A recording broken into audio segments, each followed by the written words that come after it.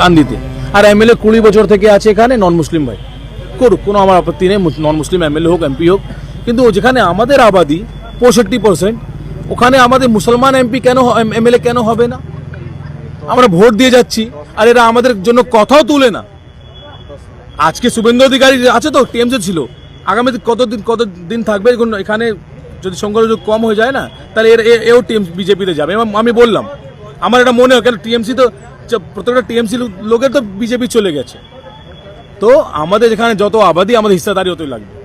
দাদা, আজকে বললেন সভার আগে সকালবেলায় মঞ্চ বাঁধার সময় প্রশাসনের পক্ষ থেকে বাধা দেওয়া হয়েছিল, কি কারণে, কি বলবেন? দেখুন, আমরা একটা দল করতে নেমেছি, AIMIM। আমার পার্টি সভাপতি হলো ব্যারিস্টার আসাদুদ্দিন ওয়াইসি সাহেব। পুলিশ ভেবেছিল আর এখানকার এমএলএ ভেবেছিল, আজ এই মিটিং আটকানোর চেষ্টা করেছে, তারা ভেবেছিল আমরা আইন জানি না। আমরা আলহামদুলিল্লাহ আইন ওদের থেকে বেশি জানি। ওরা আইন পড়ে শিক্ষা নিয়ে চাকরি করছে। আমরা আইন নিজেকে বাঁচাবার জন্য, দেশের সংবিধান রক্ষা করার জন্য আমরা আইন পড়েছি। তো এই জন্য ওরা যত আটকাওয়ার চেষ্টা করবে। আজকে আপনি দেখেছেন, আজকে প্রথম আমরা বড় মিটিং প্রকাশনা সভা করেছি। আগামী দিন আমি পুরো অঞ্চল ঘুরব, আর এখান থেকে আমরা ক্যান্ডিডেট দিচ্ছি কান্দিতে, আর আমরা জমিয়ে লড়বো, খুব জমিয়ে। মুর্শিদাবাদের এক সভায় মমতা ব্যানার্জি বলেছিল যে ওয়াকফ নিয়ে আন্দোলন করলে আমার চেয়ে বড় শত্রু কেউ হবে না, কি বলবেন? এবার সংখ্যালঘু ভোটের চোট, আর দিল্লিতে গিয়ে চাও ভোট, আমরা মমতাকে বলে দিলাম। কেন আমাদের ভোট নিয়ে কথা বলবে না? বিজেপি বিরুদ্ধে আপনি ভোট নিবেন পশ্চিমবাংলায় এসে ভয় দেখিয়ে সংখ্যালঘুকে, আর বিজেপির বিরুদ্ধে আমরা যদি বিরুদ্ধে কোনো বিল যদি চলে আসে পার্লামেন্টে মুসলমান সংখ্যালঘুর বিরুদ্ধে, আমরা আন্দোলন করবো দিল্লিতে গিয়ে। তো আমি বলে দিলাম, আমাদের সংখ্যালঘু যে ভোটের চোট হয়েছে, আমরা আর ভোট দিব না, আর দিদিকে দিল্লি গিয়ে ভোট চাইতে হবে। তারানগরে পদ্মা ভাঙন প্রতিনিয়ত ভেঙে চলেছে। 4 দিন শিলিগুড়িতে ফ্লাড এসেছে, 30টার মানুষ মারা গেছে। আমার খুব দুঃখিত আমি, কেন আমার দেশের নাগরিক। দেখুন, হিন্দু মুসলমান সবই দেশের নাগরিক আমাদের, আমরা খুব দুঃখিত। কিন্তু পদ্মা ভাঙন 5 বছর থেকে হচ্ছে, কত টাকা, কত ঘর বাড়ি চলে গেছে ওখানে।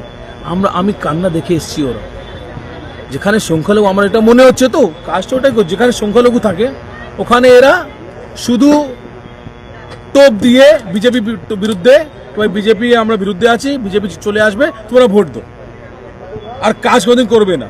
তো এই জন্য আমি তারানগরের বিরুদ্ধে যে পদ্মা ভাঙন হচ্ছে, সরকারের বিরুদ্ধে আমরা কলকাতা রাজপথে 8 তারিখে নেমেছিলাম, বড় মিছিল করেছি। তারপরে মমতা ঘোষণা শুনেছি 1,20,000 ঘোষণা করেছে। আমি বলছি দায়িত্ব নিয়ে, মমতা আছে টিএমসি সরকার 1,20,000 দায়িত্ব বলেছে, তো 1,20,000 ঘর তো কারো হবে না।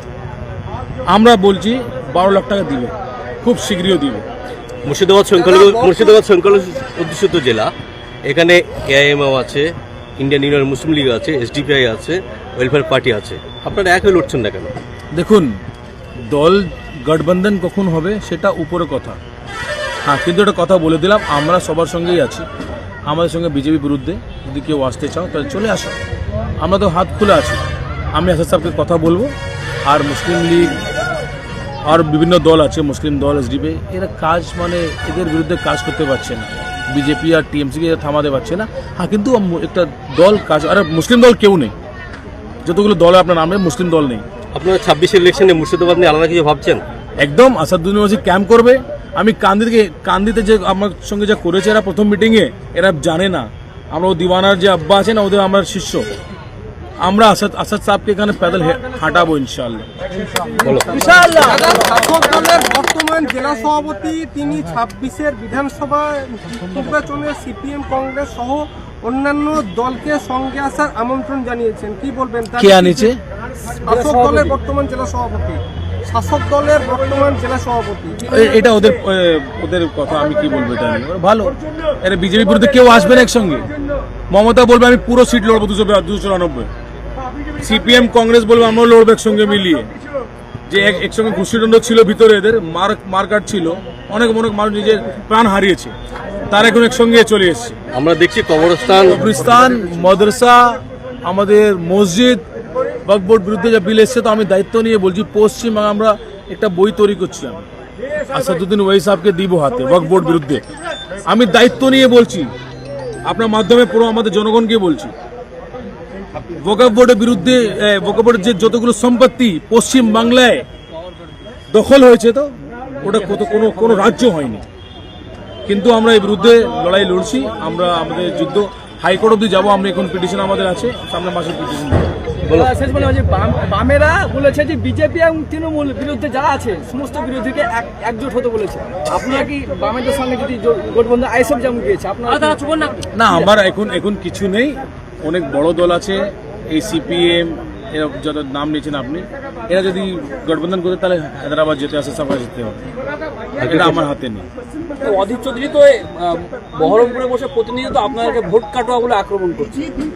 এই অধীর রঞ্জন চৌধুরী, আমরা যেখানে বসে আছি কাদি, এই বহরমপুর অন্তর্গত আছে তো। বহরমপুরে কত বছর থেকে এমপি আছে ও? কতবার 20 বছর, 25 বছর। বহরমপুরে একটা মসজিদ নেই,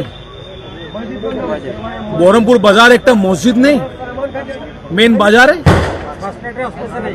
বলুন তো, বলুন তাহলে ও অধীর রঞ্জন চৌধুরী কথা বলছে মুসলিম আমাদের জন্য।